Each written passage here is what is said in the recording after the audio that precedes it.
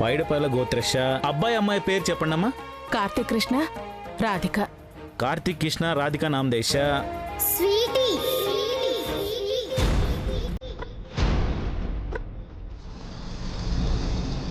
Sweety నామదేశ్య.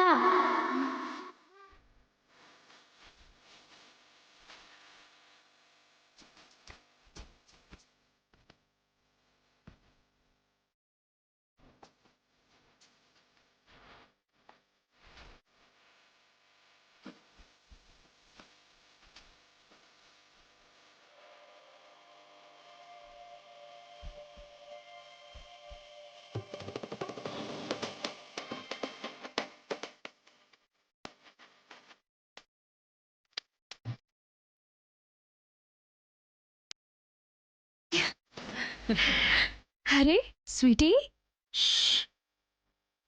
దేవుడు. ఓ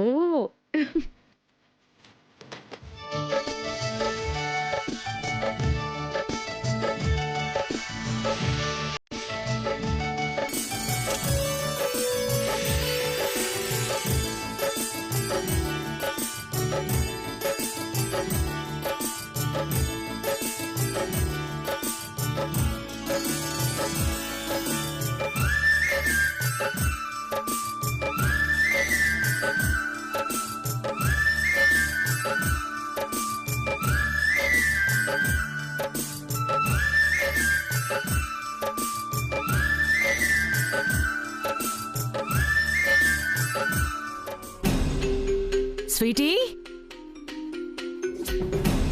Sweety.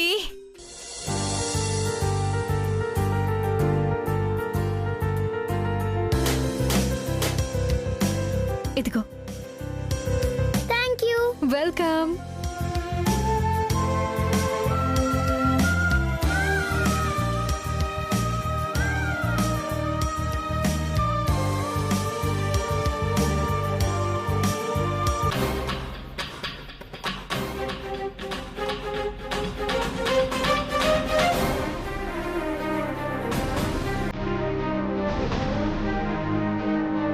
Sweety. Teacher, మీరు పేర్లు చెప్తున్నారని నేను కూడా నా పేరు చెప్పేశాను. సో క్యూట్ మా. అత్తయ్య, యాదృచ్ఛికమో లేదంటే దైవ సంకల్పమో తెలియదు కానీ నా పేరు ఆయన పేరుతో కలిపి పాప పేరు మీద కూడా అర్చన జరిగింది. చాలా ఆశ్చర్యంగాను ఏదో ఒక తెలియని ఆనందంగానూ ఉందత్తయ్య.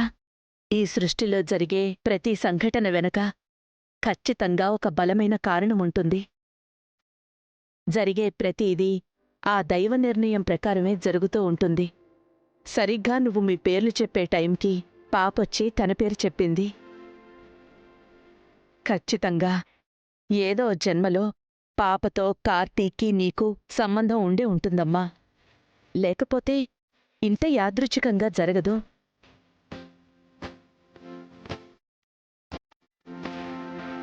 రాధి, నీ కడుపున పాప పుట్టాలని ఆ దేవుడు రాసిపెట్టుంటాడు. అందుకే ఈ పాపతో మీకిలా ముడివేసుంటాడు. అమ్మమ్మ, మీరేం మాట్లాడుకుంటున్నారో నాకు అర్థం కావట్లేదు. స్వీటీ, నువ్వు ఎవరో కాదు, మా ఇంటమ్మాయివని మాట్లాడుకుంటున్నావు. అయ్యో పిచ్చినానమ్మ, నేను మీ ఇంటి అమ్మాయినని స్పెషల్ గా మాట్లాడుకోవడం ఏంటి? నేను నీ మనవరాల్ని. మీ ఇంటికి వచ్చినప్పుడు నువ్వు చెప్పావు కదా.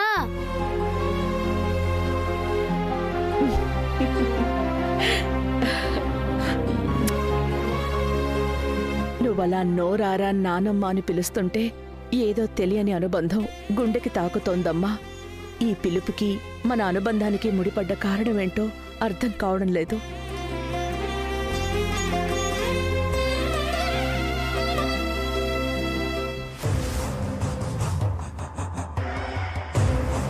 మా అమ్మ ఏంటి ఈ పిల్లని పట్టుకుని అంత ఎమోషన్ అవుతుంది? కొంపతీసి దీన్ని ఇంటికి తీసుకొస్తుందా ఏంటి? ఇప్పటికే ఒక దిక్కుమాల దాన్ని తీసుకొచ్చి కొంపలో పడేసింది. ఇక దీన్ని కూడా తీసుకొస్తే ఇల్లు అనాథాశ్రమం అయిపోతుంది. స్వీటీ, స్వీటీ స్వీటీ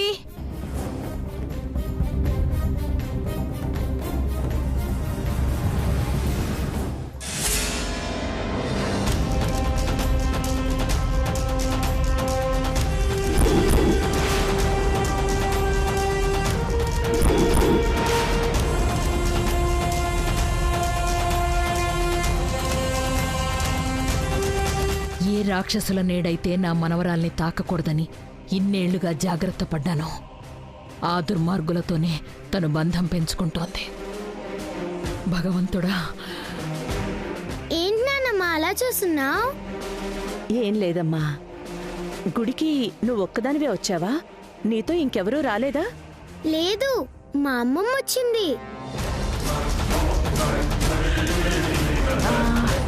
స్వీటీ, మీ అమ్మమ్మ గారు ఎక్కడున్నారు?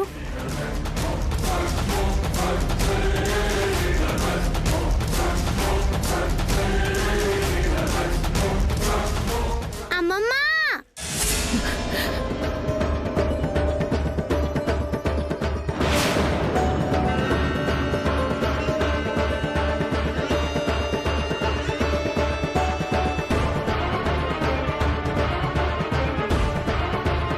ఎవర్రా మీ అమ్మమ్మ? అదిగో అక్కడున్నారు.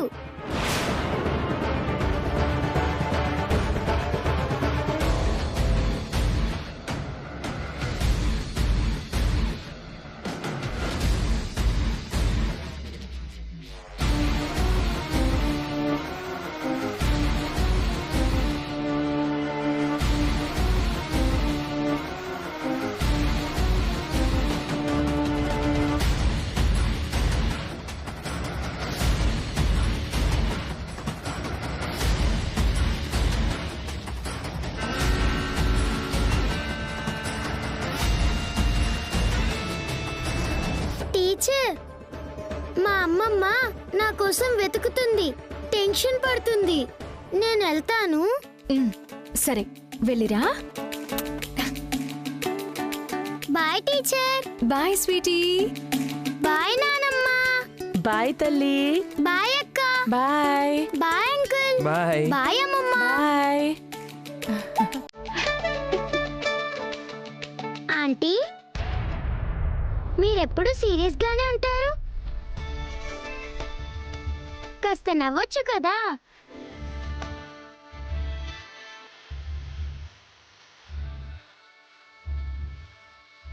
Bye aunty.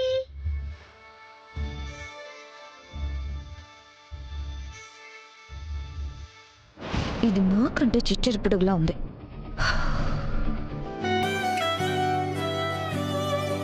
ఈ పాప పక్కనుంటే ఏదో తెలియని కొత్త ప్రపంచంలో ఉన్నట్టు అనిపిస్తుంది.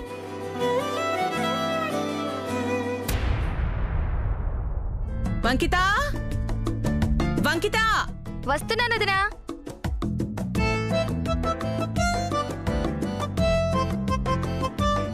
చెప్పండి వదినా. పుట్టింటి నుంచి సార తీసుకొచ్చారు, తీసుకెళ్ళు.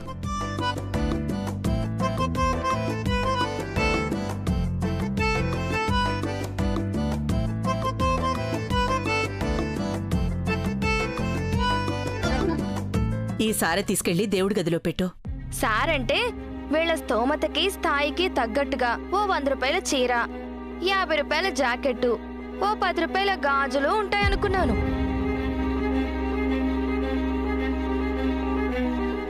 కానీ పట్టు చీర, నగలు, ఓయబ్బో, మామూలు గ్రాండ్ గా తీసుకురాలేదు కదా.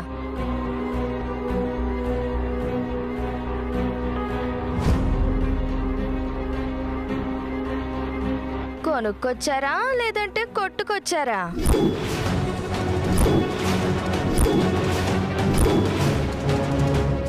వంకిత, బుద్ధుందా నీకు? ఏం మాట్లాడొచ్చో ఏం మాట్లాడకూడదో జ్ఞానం లేదా నీకు? నోరు అదుపులో పెట్టుకో. ఇంకోసారిలా పిచ్చి పిచ్చిగా మాట్లాడావంటే మర్యాదగా ఉండదు. అమ్మా, నీకు కోపం వస్తుందే తప్ప వంకితత్త మాటల్లో వాస్తవాన్ని నువ్వు ఆలోచించట్లేదు. వాస్తవమేంటి? వీళ్ళ ఆర్థిక పరిస్థితి.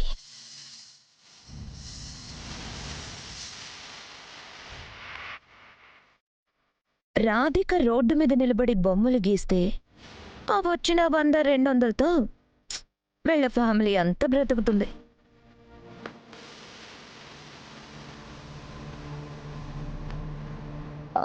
నాకు తెలిసి రాధిక వాళ్ళ అన్నయ్యకి జాబ్ లేదు.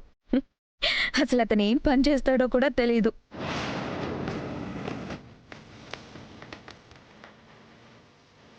నువ్వు భలే ఉన్నావమ్మా సకల. శతకోటి దరిద్రాలకి అనంతకోటి ఉపాయాలని ఇవాళ రేపు డబ్బులు సంపాదించడానికి జాబ్ మాత్రమే చేయాలేంటి? బోల్డ్ మార్గాలు ఉన్నాయి.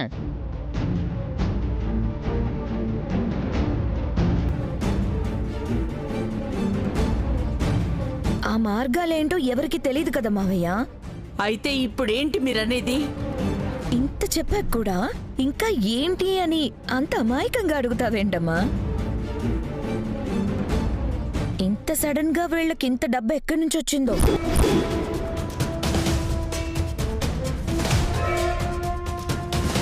ఈ డౌట్ సహజంగా ఎవరికైనా వస్తుంది కదా. సకల ఏదో విధంగా తీసుకొచ్చుంటారు. మీ అర్థం పర్థం లేని అనుమానాలు ఆపేసి వెళ్ళండి. మీరవన్నీ తీసుకెళ్ళండి.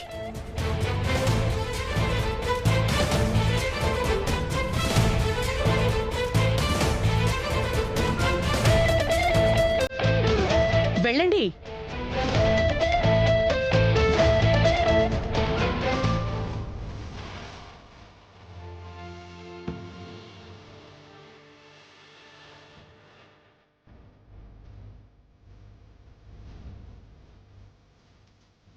వదినా, వాళ్ళ మాటలు మీరేం పట్టించుకోకండి.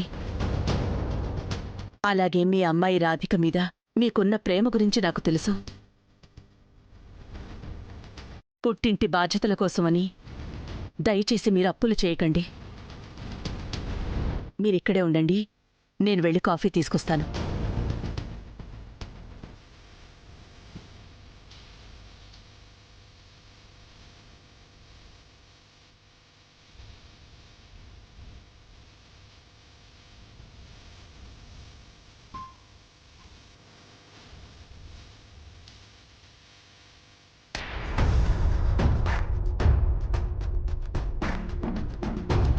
భార్గవ్, ఈ హడావుల్లో పడిపోయి అడగటమే మర్చిపోయాను. వీటన్నిటికీ అంత డబ్బు ఎక్కడి నుంచి తీసుకొచ్చా?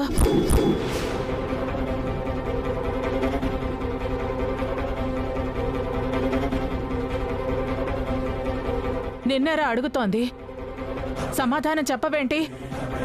ఒక్కరోజు వ్యవధిలో ఇంత డబ్బు ఎలా వచ్చింది?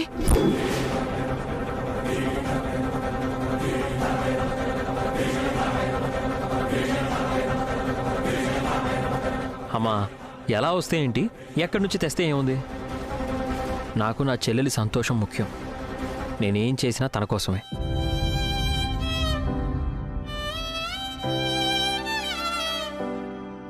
అన్నయ్య, నా కోసం నువ్వు పడుతున్న తపనకి, నువ్వు చూపిస్తున్న ప్రేమకి చాలా సంతోషంగా ఉంది. కానీ నా కోసం నువ్వు మన స్థాయికి మించిన భారం తల మీద వేసుకోకు. అనవసరంగా లేనిపోని సమస్యల్ని కొని తెచ్చుకోకు. చూడు చెల్లి, నేను నీకు అన్నని మాత్రమే కాదు, నాన్నని కూడా. నీకు ఎలాంటి లోటు రాకుండా చూసుకోవాల్సిన బాధ్యత నా మీద ఉంది. మీ పుట్టింటి వాళ్ళు నీకేం పంపించారు అని నిన్నెవరైనా అవమానిస్తే ఆ బాధని తట్టుకోవడం నా వల్ల కాదురా. ఆ మాటల తాలూకు అవమానాన్ని నువ్వు కూడా భరించలేవు. నా చెల్లెలికి అలాంటి అవమానం తాలూకు బాధ రాకుండా చేయడం కోసం ఈ అన్నయ్య ఏం చేయడానికైనా వెనకాడడురా.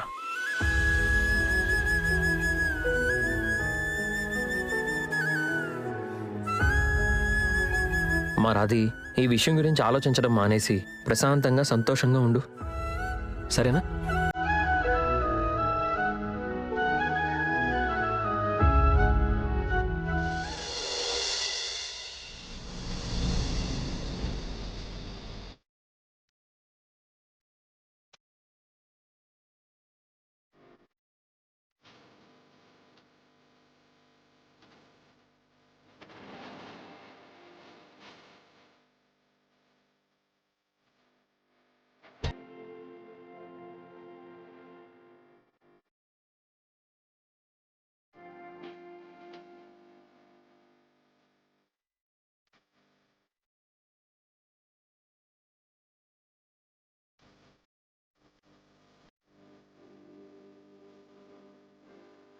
రోజు నుంచి కొడుకు కోడలు జీవితాల్ని పంచుకుని కొత్త జీవితంలోకి అడుగు పెట్టబోతున్నారు.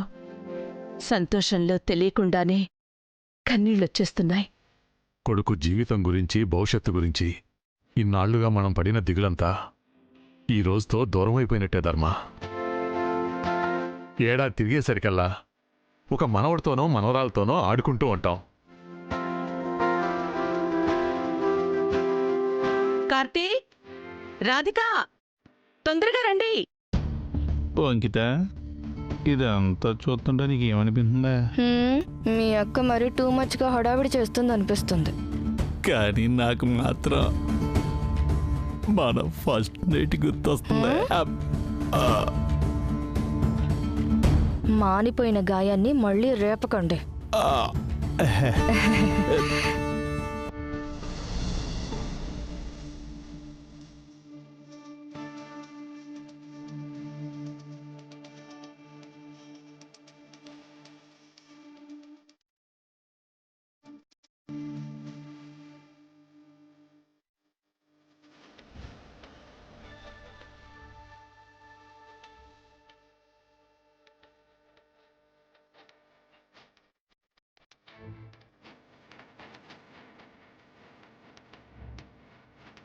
పేరుకు తగ్గట్టే రాధాకృష్ణంలా ఉన్నారు.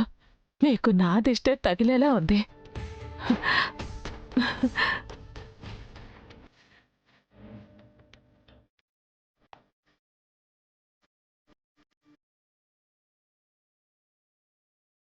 రాధిక, కూర్చోమ్మా. కార్తీక్, కూర్చోన్నానా.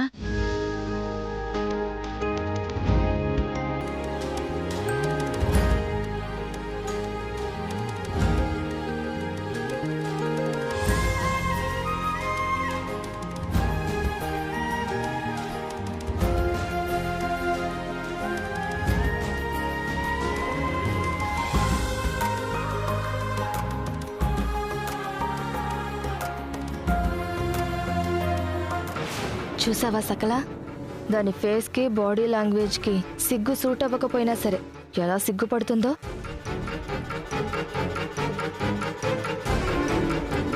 కానీ మనకి జ్ఞానోదయం కావాల్సిన విషయం ఏంటంటే, కొన్ని రోజులు పోయాక ఇది మన మీద శివంగిలా చెలరేగిపోతుంది.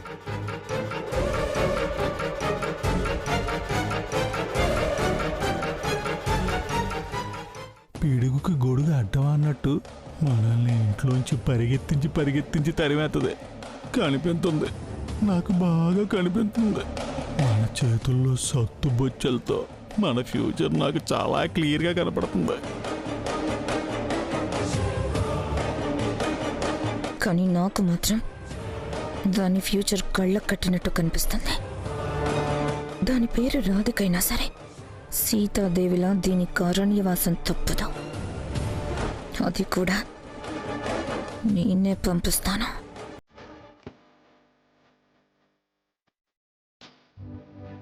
కార్తీక్, నీ భార్యకి బొట్టు పెట్టు.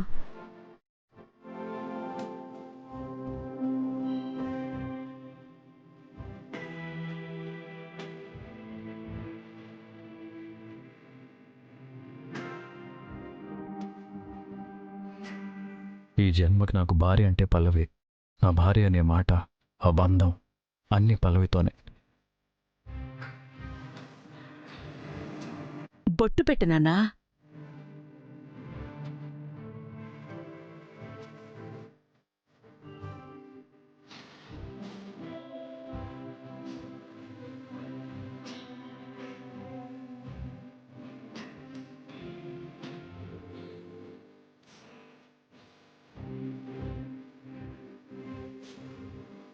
రాధిక, మీ ఆయనకి బొట్టు పెట్టమ్మా.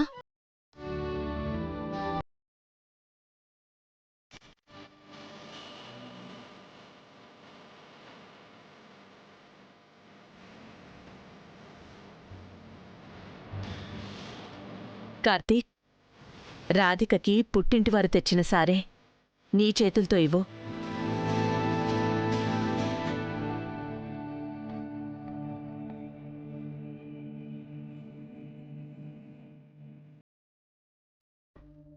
మనసు చంపుకుని నటించడం కంటే నరకం మరొకటి ఉండదమ్మా. నీ సంతోషం కోసం నేను అలాంటి నరకాన్ని భరిస్తున్నాను.